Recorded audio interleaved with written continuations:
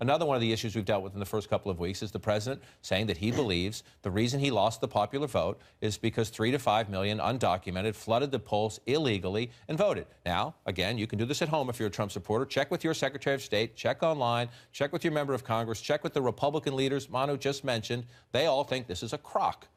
Here's the president.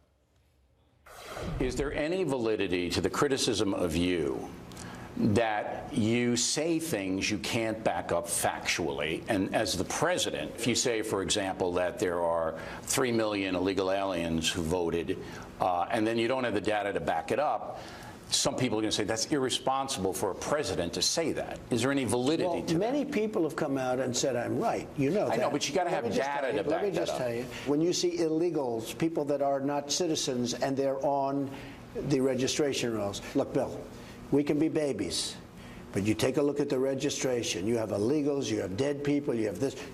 It's really a bad situation. It's really bad.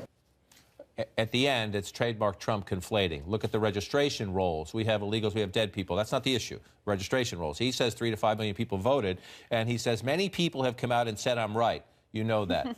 Has anyone with credibility come out and shown the evidence that 3 million people voted illegally? No, absolutely. To be clear, no, absolutely no one with any credibility has come out and said that.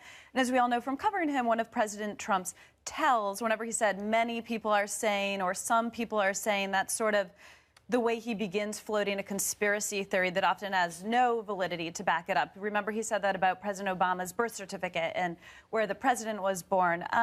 But sort of going back to this idea about members of Congress and even his own team, they find this wildly unhelpful because if you look at Trump's first several weeks, he's done a lot of things that his base is happy about. He's kept his pledge. He had a very successful Supreme Court rollout. But when he says stuff like this, it distracts from what could be a very positive core message from him of, for instance, keeping his campaign promises. Right, and at 1,000%, that's a great point in the sense that we have a chance in the city now to have real debates about education policy, to have real debates about America's place in the world, to have real debates about we should be more open about Taiwan and stand up to China. Instead, we get down these rabbit holes. I was going to say, you know, people are saying the Easter Bunny is going to distribute only sugar-free chocolate this year. I want to call him out on one thing here, because this continues to be a problem that afflicts the president and other people in this debate. He continues to use the word illegals. It is about as offensive as it gets for immigration advocates and for Hispanics in this country, and for O'Reilly to use the term illegal aliens. That also is a no-no in journalism. You know, the AP style is not that anymore.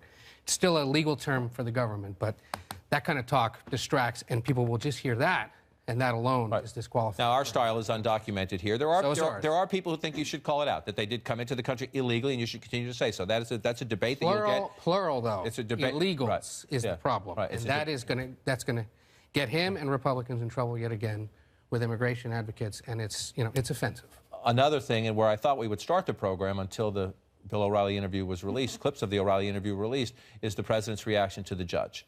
Now, the administration was blocked nationwide. A judge on the West Coast, a Republican appointee, a George W. Bush appointee, issued a stay, which in legal terms is a block on implementation of the president's travel ban. The Department of Homeland Security and the Department of State immediately said, boom, let's open the borders, let's start issuing visas, let's go back to as if the ban doesn't exist while they fight this out in court. The president tweeted, the opinion of this so-called judge, which essentially takes law enforcement away from our country, is ridiculous and will be overturned. So-called judge. And you have a story on The Wire right now and other people. The original White House statement called this outrageous, the ruling. And the president's own lawyer said, you cannot do that. And it really shows the limits of influence that the president's lawyers and his staff have. They pulled this word out of a statement late on Friday night. By the time everyone wakes up on Saturday morning, the president himself has come out with a tweet that goes even further, that goes directly at this judge. What I think is so interesting about what you've seen happen is I think one of the president's best moments in his early days in office were when he announced Neil Gorsuch as his Supreme Court nominee. It was a very traditional rollout. People were very impressed by Gorsuch. And you see Democrats now seizing on the president's words about this judge and using it as an opening in the Supreme Court fight to say, this proves that we need to have an even higher standard for Gorsuch because we're now dealing with a president who we have to question how he views the independence of the judiciary. Right. Is that a partisan statement by the Democrats, or is that real? They go back to the criticism. No, they go back to the criticism of the judge during the campaign, the judge of Mexican-American heritage who was handling the Trump University suit, and the president attacked him. Now he's saying this so-called judge here. And again, again, as a parent, we're going to have the so-called teacher or the so-called police or the so-called this. There's a respect question here. There's a respect question here for institutions. But Patrick Leahy, one of the senior Democrats in Congress who's been involved in these issues for a long time, he says he sees a potential constitutional crisis, separation of powers crisis. Is that real? Yeah.